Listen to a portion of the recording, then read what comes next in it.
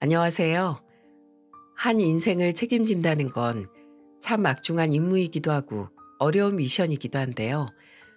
아마도 아이를 키우고 있는 부모의 자리에 있으시다면 자식을 키우는 일이 얼마나 어려운 일이고 해도 해도 끝이 없는 일인지를 잘 알고 계실 거라 생각합니다.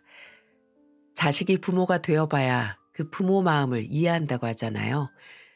제가 아이를 낳기 전까지는 이 말을 깊이 있게 이해하지 못했었는데 지금은 제가 부모가 되고 또 저의 부모를 봉양하는 위치에 있게 되니 이 모든 말이 점차 이해가 되기 시작했어요. 그리고 특히나 저희 시아버지를 보면서 부모가 되기란 참 어려운 거구나 라는 생각을 많이 하게 되었죠.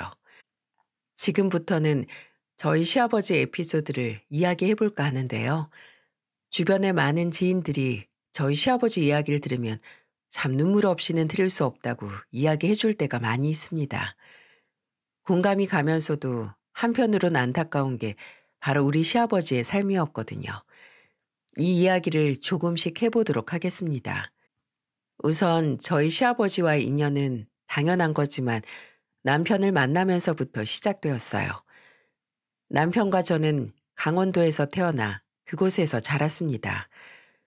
동네가 워낙 좁아 서로 지나만 가도 얼굴을 다 아는 곳에서 함께 자라왔는데요.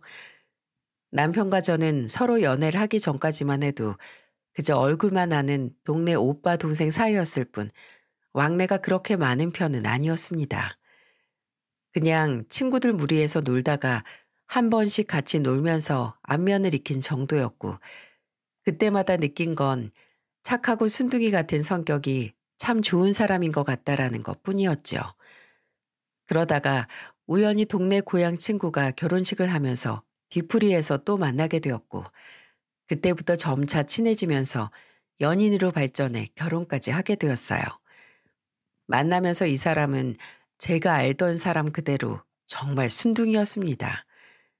때가 많이 묻지 않아서 무엇이든 계산적으로 행동하지 않아 정말 좋았어요. 근데 특이하게도 제가 연애를 하면서 시댁을 겪어보니 이 시댁은 참 특이한 집안이었네요. 우선 동네에서도 알부자로 통하던 이 시댁 쪽은 소도 많이 키우고 있었고 땅도 꽤 있어서 저희 동네에서는 꽤나 잘 사는 집안으로 통하고 있었어요. 반면에 저희 집은 2층짜리 건물을 소유하곤 있었지만 서울과는 시세가 많이 달랐기에 그리 부유한 편은 아니었습니다. 그래도 1층에서 소고기집을 운영하고 2층에서 살면서 그렇게 어렵게 자라진 않았어요. 두 부모님은 동네 주민답게 이미 서로 잘 알고 있는 집안이었기에 결혼 허락도 쉽게 받을 수 있었죠. 대신에 저희 엄마가 결혼 전에 저한테 딱 한마디를 하시더라고요. 예, 너 시아버지 될 사람 살면서 대하기가 많이 어려울 거다. 우리 동네에서는 알부자에 올곧고 바른 사람으로 통한다고 하지만 집안에서는 엄하기로 유명한 사람이야. 내가 그게 마음에 걸려서 네 결혼을 말려볼까 싶었는데 그래도 네 시아버지가 교양 없는 사람은 아니라서 보내는 거니까 이것만 잘 기억하고 있어. 네 시아버지 상당히 엄하고 까다로운 사람이라는 거. 대신에 안 사도는 사람이 참 좋아. 그 사람이 몸이 좀 약하긴 해도 젊을 때는 온 동네 힘든 일은 두 팔 걷고 나서서 도와줬던 사람이야. 지금이야 뭐 나이 들면서 몸이 워낙에 약해진 것 같긴 한데 그래도 이제 결혼하면 네 부모나 마찬가지니까 잘 모셔라. 힘들면 이 엄마도 있으니까 가서 같이 뭐든 도와줄 수 있으니까 말하고. 알았지? 알았어, 엄마. 안 그래도 저번에 인사드리러 갔는데 시어머니는 진짜 몸이 좀 약하신 것 같더라고. 지나다니면서 얼굴 뵐 때보다 살도 많이 빠지셔서 보기 안쓰러울 정도야. 시아버지는 인사드릴 땐 특별한 거 없었는데 살면서 뭐 겪어봐야지. 그래. 세상에 다 완벽한 사람 없고 지 성질머리 없는 사람 없다. 네 아빠도 봐라. 한 번 빈정상하면 얼마나 성질머리 고약해. 그러니까 나나 네 아빠를 본다고 생각하면서 시부모님한테도 잘해드려. 저희 엄마는 늘 어른 공경을 중요하게 생각하셨기 때문에 제가 시집갈 때도 시부모님께 잘하라는 이야기를 하셨어요. 대신에 시아버지가 많이 까다로운 사람이라는 것도 알려주셨죠. 근데 정말로 제가 겪어보니 시아버지는 많이 까다롭고 엄하신 분이셨어요. 저희 신혼집은 시댁과 친정 중간 거리쯤에 구해서 왔다 갔다 하고 있었는데요. 한 번씩 시댁에 가거나 동네에서도 길 가다 마주치면 저희 시아버지는 늘 무뚝뚝하게 저를 대하곤 하셨습니다. 제가 시댁에 가서 인사를 드리면 시부모님의 반응은 다르게 돌아왔죠. 어머님, 아버님, 저 왔어요. 그래. 우리 막내 왔니? 시아버지 방에 계신다. 인사드리렴. 아버님, 저 왔어요. 방에서 쉬고 계셨어요? 어, 난 쉴 테니 볼일 보고 가라. 시아버지는 이렇게 항상 무뚝뚝하게 반응을 보이셨고, 저는 올곧고 품행이 바른 아버님을 잘 알고 있었기 때문에 무뚝뚝해도 괜찮았어요. 이쯤에서 저희 시댁 이야기를 좀 더 구체적으로 해드리자면, 저희 시댁은 시부모님 두 분 다 살아계셨고, 남편의 형제는 남편까지 해서 총 4명이었습니다. 저희 남편이 막내로 있었고, 첫째 시숙과 둘째, 셋째는 딸로, 저에게는 큰 형님, 작은 형님으로 계셨어요. 이 넷은 자랄 때부터 시아버지께 정말 많이 혼나고 자랐다고 하더라고요. 남편이 연애 때는 이런 이야기를 별로 안 했었는데 결혼하고 나서 제가 워낙 이 가족들이 특이하게 느껴지다 보니 도대체 어떻게 자랐길래 형제들이 하나같이 다 그러는지 물어봤었어요. 그래서 그때마다 이야기해 주어서 알게 되었죠. 아마 지금 제 이야기를 들으시는 분들은 도대체 어떻길래 물어본 걸까 싶으실 건데요. 제 이야기를 들으면 아마도 제가 이해가 되시지 않을까 싶어요. 우선 저희 시숙이랑 큰형님은 둘 다 출가해서 서울에서 지내고 있었고, 둘째 형님은 같은 강원도에서 한복집을 운영하고 있었는데, 이 세 명 다 누구 하나 정상적인 사람들이 없었습니다. 먼저 첫째 시숙은 망나니 중에서도 상망나니였죠. 한 번은 제가 친정에서 소고기 좋은 부위가 나왔다며 시댁에 가져다 드리라고 해서 들른 적이 있었어요. 근데 시댁 마당에서 이상한 소리가 들리는 거예요. 봤더니 시숙이 그 약한 몸을 하고 계신 시어머니를 붙들고 매달리고 있더라고요. 그러면서 시어머니에게 하는 말이 이랬습니다. 아, 엄마, 진짜 첫째 아들 이렇게까지 얘기하는데 그걸 못 들어줘? 딱 5천이면 된다니까. 딱 5천만 투자하면 대박 난다고. 아, 내가 혼자 살려고 이래? 이게 다 내 부인이랑 처자식 먹여 살리고 엄마 아빠 호강시켜 주려고 그러는 거 아니야. 그러니까 아빠 몰래 5천만 좀 줘보라고. 아이고, 정말 왜 이러냐. 없다니까. 돈은 죄다 아빠가 관리하는 거 알잖아. 엄마 힘들다, 힘들어. 아빠 오시기 전에 빨리 돌아가. 난 못 들은 걸로 할래. 아유, 좀 그만 붙잡고 엄마 숨차. 아, 진짜 욕 나오게 하네. 그러고도 내 부모라고 할 수 있어? 어? 당신이 내 부모라고 할 수 있냐고. 자식이 돈 좀 필요하다는데 그걸 못 해주냐고. 에이, 진짜. 아유. 저는 점점 시숙의 언성이 높아지고 시어머니가 힘들어 하시는 게 보이길래 얼른 쫓아서 말리려고 했고, 말릴 틈도 없이 시숙은 제 분에 못 이겨 시어머니의 팔을 잡고 한참 흔들다 아예 어깨를 밀쳐서 넘어뜨리고 말았어요. 저는 놀라서 시어머니께로 다가갔고, 시숙은 제 분에 못 이겨서 시어머니 상태가 눈에 보이지도 않는 듯 했습니다. 아주버님, 뭐 하시는 거예요? 다짜고짜 찾아와서는 이게 웬 행패예요, 행패가. 어머님 지금 넘어지신 거 안 보이세요? 제발 정신 좀 차리세요. 요즘 같은 세상에 투자 뭐 아무나 하는 건 줄 아세요? 뭐요? 말 다 했어, 재수 씨? 아, 이 사람이 보자보자 하니까? 하여간에 내가 막내 놈이 동네 총구석 여자 만나 결혼한다고 할 때부터 알아챘어야 했는데 뭣도 모르는 게 까불어. 당신이 뭔데 참견이냐고. 썩 꺼져 있어. 제가 왜요? 제가 왜 꺼져요? 아주버님이나 꺼지세요. 당장 안 가시면 저 시아버지 모시고 올 거니까 알아서 하세요. 저는 외출해서 안 계시는 시아버지까지 불러드릴 작정으로 시숙과 싸웠고, 시숙은 그 자리에서 시아버지를 부른다는 소리에 주랭랑을 치고는 도망가 버렸어요. 하지만 결국 시숙은 시아버지에게 된통 혼나고 말았습니다. 왜냐하면 그날 시숙의 행동으로 인해 시어머니에게 일이 하나 터져버렸거든요. 아유, 아이고, 아가, 나 못 일어나겠다. 엉덩이가 왜 이렇게 아프냐? 아이고, 아이고. 어머, 어머님, 왜 그러세요? 못 일어나시겠어요? 아, 어떡해? 잠시만요. 119 부를게요. 결국 시어머니는 시숙 때문에 넘어질 때 엉덩이에 금이 가버렸고, 그걸로 인해서 병원에 입원까지 하게 되었어요. 그때 저는 너무 화가 나서 시아버지께 모든 걸 다 일러 바쳤습니다. 아버님, 어머님, 그냥 넘어지신 거 아니에요. 아주버님이 서울에서 오셔가지고는 시어머니한테 당장 5천만 원 내놓으라고 행패 부리다가 어머님이 못 해주겠다고 하니까 제 분에 못 이겨서 확 밀어버려가지고 어머님이 넘어지신 거예요. 제가 다 봤어요. 뭐야? 내 이놈 자식을? 시아버지는 곧바로 시숙에게 전화를 걸어서는 당장 내려오라고 호통을 치셨어요. 물론 다른 사람이 봤을 때 일을 왜 더 키웠냐 할 수 있지만 사실 시숙이 이렇게 뒤에서 시어머니께 행패를 부린 건 이번뿐만이 아니었어요.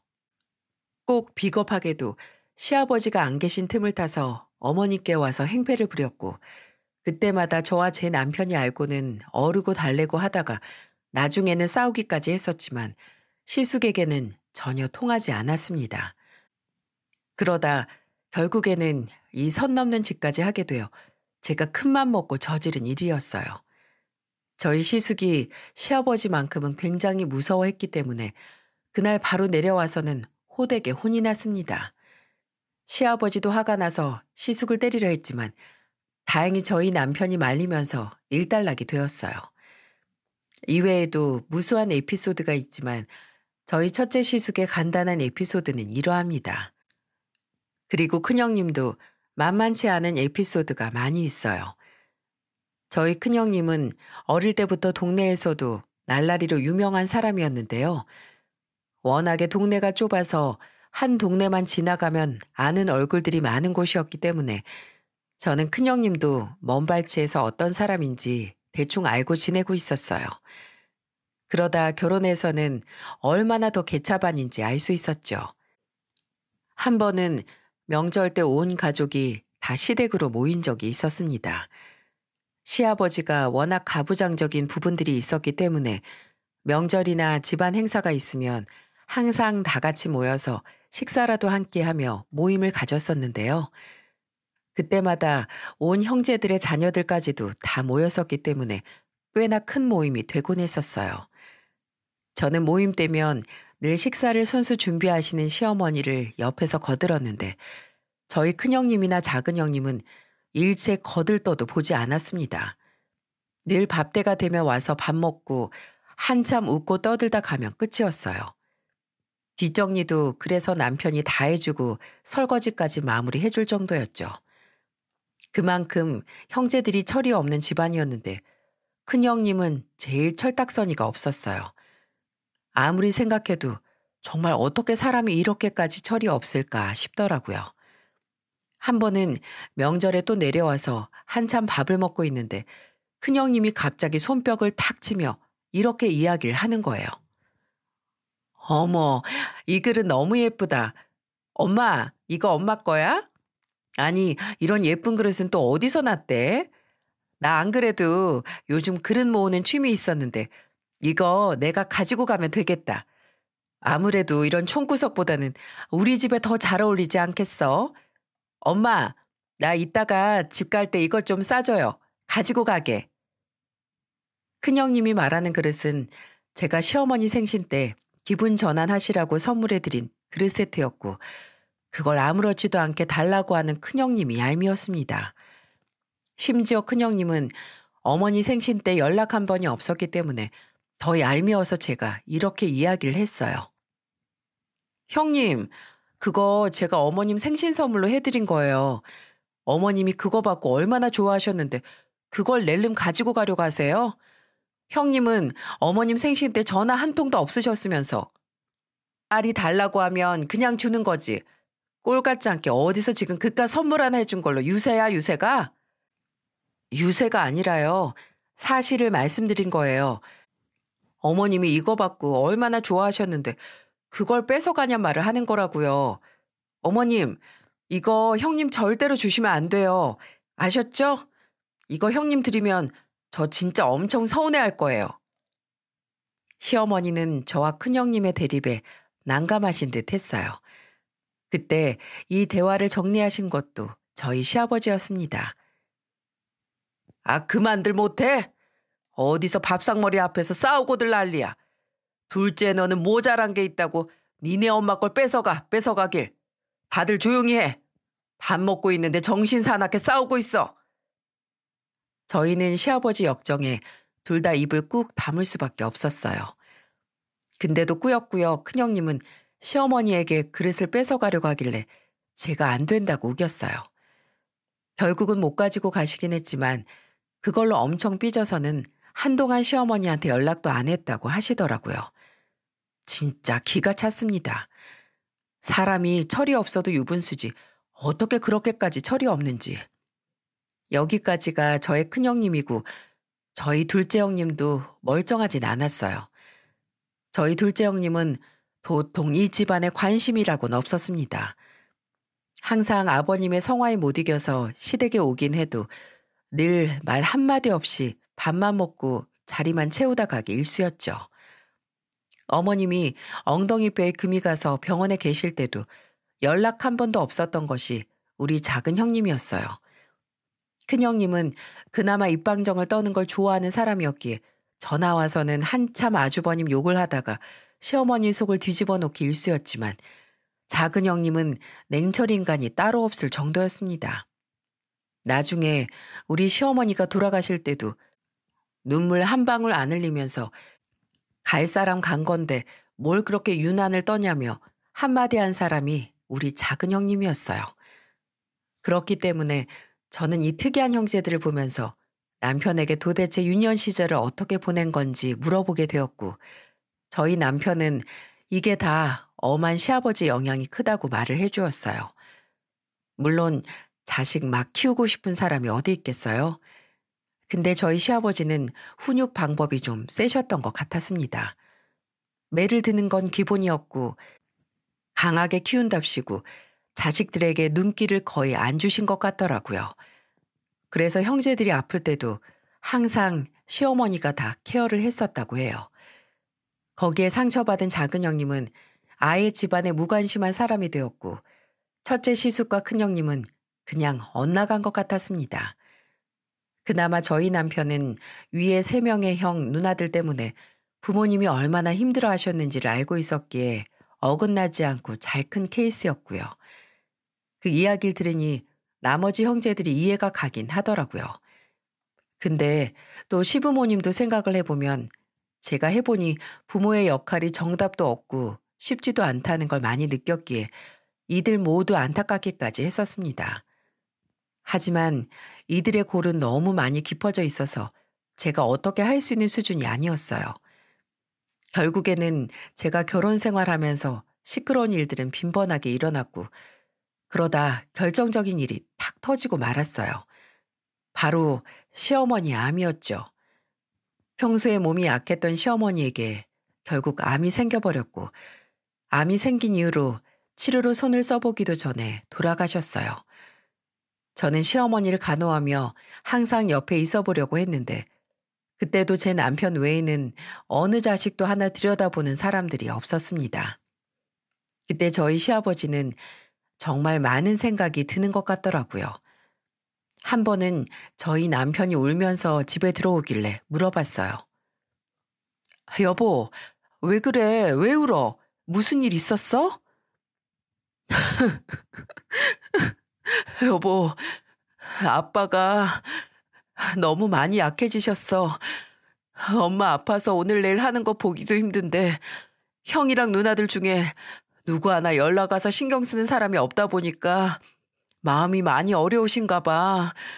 아까 병원에서 엄마 주무시는 거 보고 나오면서 집에 잠깐 들러서 아빠랑 밥이라도 같이 먹고 오려고 갔는데 울고 계시더라고. 나 보자마자 미안하다고. 본인이 정말 우리들을 잘못 키운 것 같다고 아이같이 우시는데 진짜 가슴이 미어지더라. 나 우리 아빠 불쌍해 죽겠어. 우리 아빠 우리한테 그렇게 잘못하시지도 않았어. 우리 4명 키운다고 열심히 속 키우고 일하시면서 남부럽지 않게 먹고 입게 하시고 결혼할 때도 부족한 것 없이 해주셨단 말이야.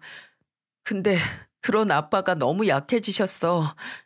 어떡하지? 마음이 너무 아파. 어머님 아프시면서 본인 인생을 많이 돌아보셨나 보다. 우리도 자식 키워봐서 알잖아. 얼마나 어려워.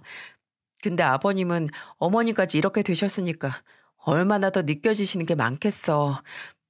우리가 더 잘하자. 우리가 아버님께 더 잘하자, 여보. 나도 정말 딸 노릇 열심히 해볼게. 고마워. 고마워, 여보. 나도 장인 장모님께 정말 잘할게. 정말 고마워, 여보. 남편은 그날 시아버지로 인해서 정말 많이 울었습니다. 그리고 얼마 못 가 시어머니는 돌아가셨고 그 이후부터는 이 집안의 비극이 더 본격적으로 일어나기 시작했어요. 시아버지는 어머님이 아프셨을 때부터 조금씩 마음이 약해지시더니 아예 돌아가신 이후로는 완전히 이빨 빠진 호랑이가 되어 그냥 동네에 돌아다니는 노인과 다름이 없으셨습니다. 원래 시아버지는 멋쟁이 기질도 있어서 옷도 멋스럽게 잘 입으셨고 항상 당당하면서도 근엄 있게 다니시는 분이셨어요. 하지만 어머님 장례 이후부터는 거의 삶을 포기하신 사람처럼 사셨어요. 그리고 이때를 노리고 저희 형제들은 아주 하이에나처럼 몰려들어와 시아버지를 이용해 먹기 시작했어요. 평소에 저희 시아버지의 돈을 잘 노렸던 첫째 시숙과 큰형님은 아버님이 약해진 틈을 타서 하루가 멀다 하고 서울에서 강원도로 내려와 시아버지를 구슬리기 시작했어요. 아빠, 저 돈 좀 주세요. 이번에 친구가 사업을 한다는데 아이템이 기가 막혀요. 여기에서 저 투자하면 정말 대박 납니다. 엄마 살아생전에 그 돈 아낀다고 엄마한테도 안 준 돈 그렇게 쟁여두면 뭐 할 거예요? 그동안 엄마한테 못한 거 다 저희한테 한다고 생각하시고 돈 좀 주세요. 딱 5천이에요, 5천. 5천만 있으면 그 사업 대박 나고 저 부자 돼요. 그럼 아빠 손주들 남부럽지 않게 먹여 살릴 수 있어요.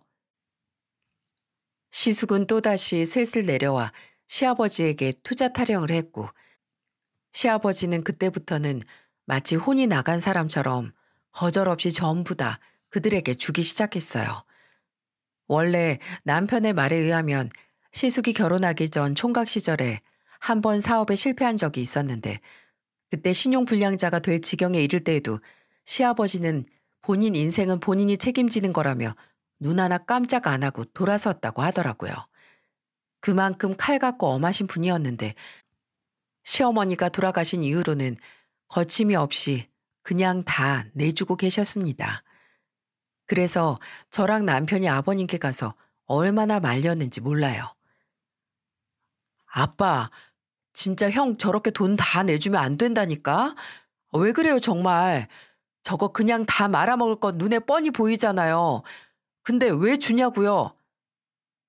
내가 그동안 너희한테 너무 못해서 그래서 주는 거다. 내가 모르겠니 그걸? 근데 이제 나도 더는 악착같이 사는 거 칼같이 선 긋고 사는 게 지긋지긋하고 힘들다. 그러다 또 네 엄마처럼 한순간에 잃게 되면 나 정말 못 견뎌. 시아버지는 완전히 마음이 약해져서는 저와 남편의 만류가 들리지 않으셨어요. 그러다 이번에는 큰형님이 또 난리였네요. 어느 날 갑자기 큰형님이 짐을 싸들고 강원도로 내려왔더라고요. 그러고는 하는 소리가 가관이었어요. 아빠, 나 남편이랑 여기 내려와 살기로 했어. 아빠 안 그래도 혼자 사느라 적적한데 우리 애들도 이제 다 커서 독립한 마당에 아빠 돌아가실 때까지 우리가 모실 테니까 그렇게 아세요. 시아버지에게는 한마디 상의도 없이 내려온 큰형님을 보면서 모두가 당황해 있지만 그때도 시아버지는 아무렇지도 않게 큰형님 부부를 받아들였어요. 저희는 탐탁지 않긴 했지만 사실 저도 일을 하고 있었고 남편도 공무원으로 바쁘게 일을 하고 있었기 때문에 시아버지를 옆에서 모실 수가 없어 큰형님이라도 옆에 두자라는 판단으로 그렇게 하시라고 했습니다. 게다가 그쯤에는 시아버지가 점점 몸이 약해지고 있었기 때문에 더 걱정스러운 마음이 있어 오히려 일 없이 집에만 있는 큰형님이 집에 있는 게 안심이 되었어요. 하지만 오히려 그게 또 다른 비극을 몰고 올 줄은 꿈에도 몰랐습니다. 시아버지는 어머님이 돌아가시자마자 소들을 다 팔고 그 돈을 재산으로 모아두셨고 강원도 곳곳에 있는 건물과 땅도 여전히 잘 지키고 있었기에 알부자 타이틀은 그대로 가지고 있으셨죠. 하지만 그 타이틀은 큰형님으로 인해 완전히 뒤집어지고 말았습니다. 저희는 워낙에 아버님 재산에는 관심도 없었기 때문에 그 재산을 건들 생각도 안 하고 있었어요. 그저 건강하게만 사시면 좋을 것 같아서 매일같이 반찬도 넣어드리고 집안 청소도 가서 해드리곤 했었죠. 큰형님은 사실상 아버님 옆에 있기만 할 뿐이지 도대체 하는 일이 없었습니다. 집안 청소를 제대로 하는 것도 아니었고 아버님 끼니만 겨우 챙기고는 늘 아버님 돈으로 나가서 놀거나 여행 다니기에 바빴어요. 이것 때문에도 남편과 많이 싸웠지만 그때만 알겠다고 하고는 또다시 아버님 돈을 탱자탱자 써대기 일쑤였어요. 그러다가 일이 크게 한 방 터지고 말았습니다. 여느 때와 같이 반찬을 넣어드리러 가고 있는데 집안에서 큰 소리가 나고 있었어요. 시아버지는 옆에서 어쩔 줄을 몰라 하며 계셨고 시숙과 큰형님이 언성을 높이며 싸우고 있더라고요. 저와 남편은 무슨 일인가 봤는데 정말 그 대화를 들으며 어이가 없었어요. 심지어 남편은 너무 화가 나 온 집안을 다 뒤집어 엎을 정도였죠. 야, 이 양심도 없는 게? 너 아빠한테 내려와서 아빠 돈 다 까먹고 살고 있으면서 어떻게 그 알짜배기 땅을 네 명의로 돌려? 게다가 너 저쪽 동네 아빠 건물 사놓은 거 팔아가지고 니네 첫째 집까지 해줬다며? 이 양심도 없는 거머리 같은 게?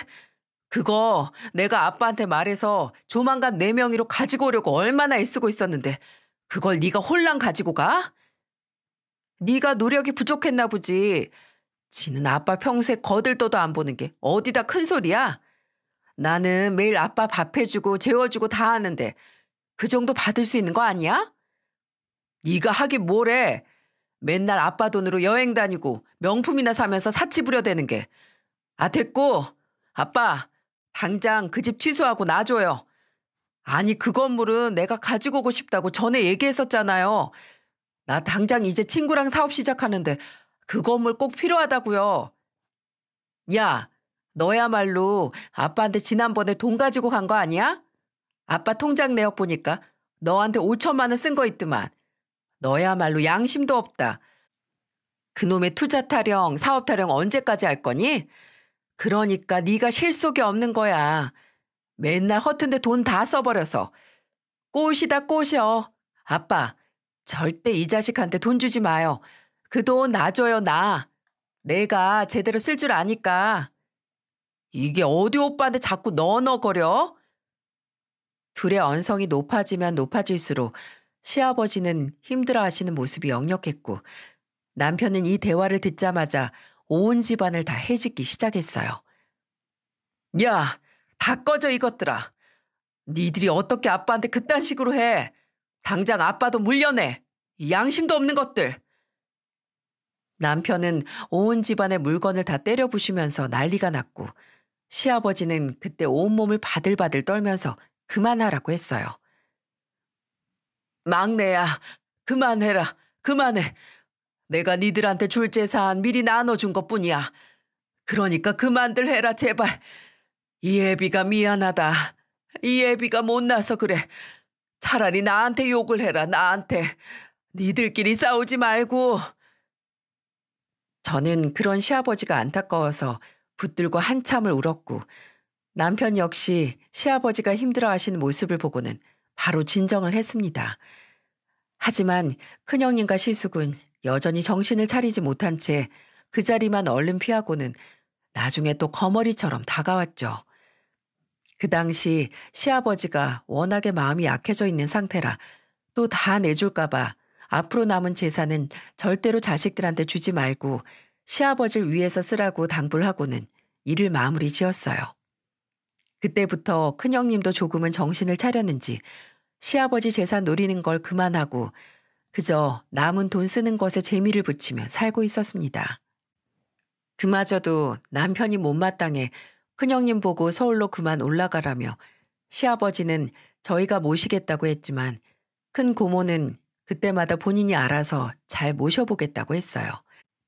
믿음이 가지는 않았지만 아무래도 현실적으로 일을 하고 있는 저희가 시아버지를 모시기엔 무리가 있어 어쩔 수 없이 맡기고 있었습니다. 그 사이에 시아버지는 몸이 약해지면서 생긴 치매기가 점점 심해졌고 급기야는 나중에 인지 기능이 완전히 떨어져 대소변도 못 가리는 수준이 되고야 말았어요. 한 번씩 대소변을 못 가릴 때마다 큰형님은 저한테 전화를 해서는 얼른 와서 치우라고 성화를 부렸고 저는 처음 한두 번은 가서 치워주다가 나중에는 워낙에 그 심보가 고약하게 느껴져 제가 알아서 치우라고 하고는 무시한 적도 있었어요. 그때마다 시아버지가 걱정이 되긴 했지만 그래도 제가 안 하면 형님이 할 수밖에 없었기 때문에 나름 큰 문제 없이 지내시는 것 같아 안심이 되었습니다. 하지만 결정적인 사건이 일어나고 말았어요. 한창 일을 하고 있어야 할 남편이 갑자기 온몸이 엉망이 되어 있는 시아버지와 함께 제가 일하는 친정아빠 식당으로 왔고 남편은 시아버지만 저한테 맡긴 채로 어딘가로 향했습니다. 알고 봤더니 남편은 그 길로 시댁으로 갔고 그 마당에서 파티를 하고 있는 큰형님 부부와 함께하는 지인들에게로 가서 행패를 막 부려댔더라고요. 나중에 남편이 이야기를 해주는데 듣는 내내 기가 차서 가슴을 쳐야 했습니다. 남편이 오후 시간에 한창 일을 하고 있는데 남편과 시댁을 잘 알고 있는 동네 어르신이 남편에게 전화를 했고 저희 아버님이 완전히 행색이 우습게 된 채로 밖을 활보하고 있다는 이야기를 전했다고 하더라고요. 그 길로 남편은 아버님의 치매기가 심해진 이후에 혹시 몰라 설치해 놓은 집 CCTV를 틀어봤고 거기에서 아버님이 형님과 지인들이 모여있는 밖으로 나와 그들이 보는 앞에서 대변을 보려고 하는 걸 보고는 형님이 더럽다며 아버님의 등짝을 후려치고는 밖으로 쫓아냈고 아직 노인네에게는 쌀쌀한 봄바람인데도 불구하고 얇은 네이만 입히고는 쫓아내버린 걸 남편이 모두 다 확인을 하고는 화가 나서 행패를 부린 거였어요. 저희는 CCTV 소리까지 다 들리도록 해놨었기 때문에 이후의 영상을 제가 확인하면서 보니 남편이 정말 무섭게 했더라고요. 이 짐승만도 못한 새끼들아. 당장 나가. 나가라고. 삭 가지고 와서 싹 다 쓸어버리기 전에 우리 집에서 꺼져. 남편은 곡괭이까지 들고 와서는 행패를 부렸고 마당에 있던 사람들은 형님 부부나 지인들이나 할 것 없이 다 도망가고 말았어요. 그 이후에도 형님 부부를 저희는 완전히 내쫓았고 형님 부부도 더 이상 아버님 모시는 것도 힘들고 더 빼먹을 것도 없다고 느꼈는지 바로 서울로 올라가 버리더라고요. 어찌나 기가 막힌 사건인지 저희는 그날로부터 저희가 시댁으로 들어가서 아버님을 모시기 시작했어요. 아버님은 저희가 오니 안정을 많이 되찾으셨어요. 원래는 요양병원으로 보낼까도 싶었지만 그건 자식으로서 효도하는 것 같지도 않고 또 치매가 너무 심하면 받아주는 요양병원도 없었기 때문에 저희가 모시기로 했어요. 근데 시아버지는 놀랍게도 저희랑 같이 살자마자 안정을 찾으시더니 양반처럼 확 바뀌시더라고요. 화장실도 잘 가리시고 한 번씩 확 올라올 때가 있긴 해도 성질도 나쁘지 않게 잘 지내셨고요. 그걸 보면서 진작에 저희가 모실 걸 싶던 거 있죠. 하지만 아버님은 점점 건강이 약해지고 있으셨는데 어느 날 남편의 고모에게서 연락이 왔어요. 아버님의 형제들은 외국에서 살거나 먼 지역으로 이사 가서 산 형제들이 많이 있었는데 그나마 가깝게 지내던 아버님의 여동생에게서 아버님이 잘 지내시냐며 남편에게 연락이 왔고 건강이 많이 안 좋아지셨다는 소리에 바로 내려오셨더라고요. 시고모님은 아버님을 보자마자 엉엉 우셨어요. 오빠, 이게 무슨 일이야. 그 건강하고 멋진 오빠가 왜 이렇게 노인이 다 됐어. 얼마나 든든한 오빠였는데 내가 진작 못 와봐서 미안해. 새언니 그렇게 가고 내가 오빠를 챙겼어야 했는데 동생이 잘못했네. 이 동생이 잘못했어. 미안해, 오빠. 시고모님은 한참을 아버님을 붙들고 우셨고 아버님은 그 당시에 이미 거의 인지 능력이 떨어져 있으셨기 때문에 고모님을 보고도 감정 없이 쳐다만 보고 있으셨어요. 그때부터는 시고모님이 수시로 내려와 시아버님을 같이 돌봐드리고 있었어요. 알고 봤더니 저희 아버님이 돈을 악착같이 벌어서 모았던 이유가 시고모님이 어릴 때 부모님이 돌아가셔서 막내였던 시고모님을 경제적으로 키우고 돕기 위한 이유도 있었더라고요. 그러니 고모님은 더 아버님께 애틋하게 잘할 수밖에 없었어요. 그렇게 또 좋은 조력자를 만나서 저희 시아버지는 몸은 약해지셨어도 정신적으로는 안정을 취해가고 있었고 저희도 꾸준히 하던 일을 하면서 평화로운 일상을 보내는 듯 했어요. 그러다가 이번에는 저한테 끔찍한 일이 터지고 말았어요. 주말을 이용해서 애들과 함께 시아버님을 모시고 저희 부부는 나들이를 떠나 있었어요. 근데 갑자기 아빠에게서 청천벽력과 같은 소식이 들려왔죠. 지선아, 너 얼른 여기 좀 와봐야겠다. 얼른 와봐야겠어. 네 엄마가 큰일 났다, 큰일 났어. 나 이제 어떡하냐. 나 이제 네 엄마한테 미안해서 어떡해. 저는 아빠의 울먹이는 목소리를 들으며 그 자리에서 아빠가 부른 곳으로 갔고 그곳은 다름 아닌 병원이었어요. 병원으로 가니 우리는 누구인지도 알아볼 수 없게 전신에 화상을 입은 엄마를 볼 수 있었고 저는 그 자리에서 쓰러지고 말았어요. 나중에 깨어나서 남편이 말해주길 친정아빠가 약속이 있어 밖에 있는 사이에 1층 가게에서부터 불이 났고 2층 집에 머물러 있었던 엄마는 잠을 자다가 불이 난지도 몰랐기 때문에 그대로 불길을 맞게 되었어요. 주변 신고로 나름 빠르게 진압을 하긴 했지만 온 전신에 화상을 입은 엄마를 되돌릴 수는 없었습니다. 결국 건물은 다 타버렸고 엄마는 크게 다치게 되어 병원 신세를 져야만 했어요. 그때부터는 저에게는 정말 지옥의 시작이었어요. 엄마의 병원비도 문제였고 가게를 복구하는 비용도 만만치가 않았거든요. 정말 어떻게 해야 하나 매일을 남편 앞에서 막막하며 울기만 했죠. 엄마가 아프신 것도 보기 힘들었고 아빠가 엄마와 가게 때문에 힘들어하시는 것도 보기가 참 힘들었어요. 그리고 현실도 만만치 않았습니다. 우선 부모님이 그동안 모은 돈과 저희 부부가 모은 돈으로 엄마 치료비 일부는 해결할 수 있었지만 그 이후 건물을 복구하는 비용이 정말 막막했죠. 그때 저에게 구원의 손길이 하나 다가왔고 저는 그 손을 붙들고는 한참을 울어야 했습니다. 어느 날 저희 사정을 다 듣고서 알고 있는 시고모님이 내려와서는 저와 남편을 부르더라고요. 그리고는 그 뒤를 이어서 한 행동에 저희는 놀라서 까무러칠 뻔했습니다.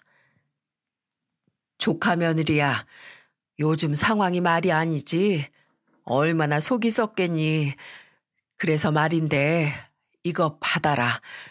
네 시아버지랑은 내가 원래 나중에 너네한테 주기로 약속했던 건데 지금 줘야 할 것 같아서. 이거 네 시아버지 마지막 재산이다. 남은 자식들이 다 빼돌려서 가지고 갈 때 이거 하나만큼은 막내 줘야 한다면서 학자까지 가지고 있었나 보더라고. 저번에 너희 일 나가고 나랑만 같이 있을 때 정신이 잠깐 돌아와서는 이걸 나한테 맡겼어. 자기 잘못되면 그때 너네한테 이걸 주라고. 안 그러면 받을 애들도 아니라고. 이걸로 가지고 가서 사돈 치료해드리고 가게도 얼른 고쳐. 이거 내가 주는 거 아니고 네 시아버지가 주는 거다. 아니, 이걸 언제, 이런 걸 대체 언제 가지고 있으셨던 거예요? 니네 시아버지가 생각보다 돈이 더 많어. 그리고 그렇게 멍청한 사람도 아니고. 너네 다른 형제들한테는 다 주는 척했지만 그래도 너네 몫은 꼭 남겨놔야 한다면서 이거 악착같이 손에 쥐고 있었나 보더라. 그러니까 정말 소중하게 생각하고 꼭 필요한 곳에 써. 그리고 첫째랑 둘째 하면 또 언제 달려들지 모르니까 조용히 하고. 감사합니다. 정말 감사해요, 고모님. 저희 이거 정말 필요했어요. 엄마 치료비도 부족했고 아빠 가게도 살릴 방법이 없었는데 정말 감사합니다. 아유, 이런 애들이 복을 받아야 하는데 왜 이런 일이 일어난 거야 대체. 그만 울고 이걸로 다 해결해라. 싹 다 해결해. 놀랍게도 시 고모님이 주신 돈은 무려 1억 7천만 원이라는 큰 돈이었고 저희는 그걸로 남은 엄마의 치료비와 가게 복구를 할 수 있었어요. 저희는 시 고모님께 돈을 받고 나서 그 길로 방에 누워 계시는 시아버지에게로 가서 얼마나 울었는지 모릅니다. 아버님, 정말 감사합니다. 이 돈 지키시느라 얼마나 어려우셨어요. 얼마나 마음고생이 심하셨어요. 정말 감사합니다. 잘 쓸게요. 정말로 아깝지 않게 쓸게요. 저는 엉엉 울면서 시아버지를 안아드렸고 시아버지는 비록 알아듣지 못하셨지만 제가 울고 있으니 울지 말라며 눈물을 닦아주시던 게 아직도 선명합니다. 그 이후에 아버님은 2년 정도를 더 계시다가 하늘나라로 가셨어요. 아버님은 돌아가실 때까지 정말 아이처럼 순수한 모습을 하고는 돌아가셨죠. 근데 돌아가시기 직전 더 놀라운 일이 하나 있었어요. 시아버지는 가끔씩 정신이 돌아오곤 했었는데 그때마다 항상 저희에게 미안하단 이야기를 많이 하셨어요. 근데 돌아가시기 전에 딱 한 번 마지막으로 정신이 돌아온 적이 있었고 그때 하신 한마디로 인해서 저와 남편은 그 자리에서 엉엉 울 수밖에 없었어요. 아가, 막내야, 고맙다. 그리고 사랑해. 사랑한다, 내 자식들. 이 애비가 부족해서 미안하구나. 애비가 부족해서 미안해. 아버님은 살아생전에 한 번도 하지 않으셨던 말씀을 하셨고 저보다도 남편은 아버님이 하신 그 사랑한다는 말 한마디에 완전히 무너져서 엉엉 울었어요. 그 뒤로는 한 번도 정신이 돌아오지 못했고 그대로 생을 마감하셨습니다. 시아버지가 돌아가신 이후에도 저희 집에 기적은 계속 찾아왔어요. 시아버지는 아버님이 지내시던 시댁 땅과 집을 모두 저희 남편 이름으로 돌려놨었고 아버님이 돌아가신 이후에 나오는 아버님의 보험료 수익자도 저희 남편 이름으로 해놓아서 그 모든 돈도 다 저희가 가지고 올 수 있었죠.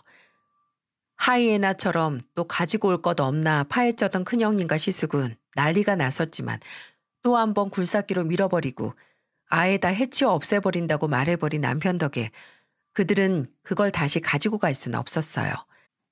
그리고 이후에 들려온 소식으로는 큰형님이 아버님께 뺏어서 가지고 간 재산을 큰 시숙의 꼬임에 넘어가 시숙 사업에 투자를 했는데 결국에는 망해서 모든 재산을 다 탕진한 듯 했습니다. 저희 집에까지 찾아와서 돈 좀 달라며 그 이야기를 하는데 눈 하나 깜짝할 저희가 아니었어요. 결국 그들은 다시 알거지가 되어버렸죠.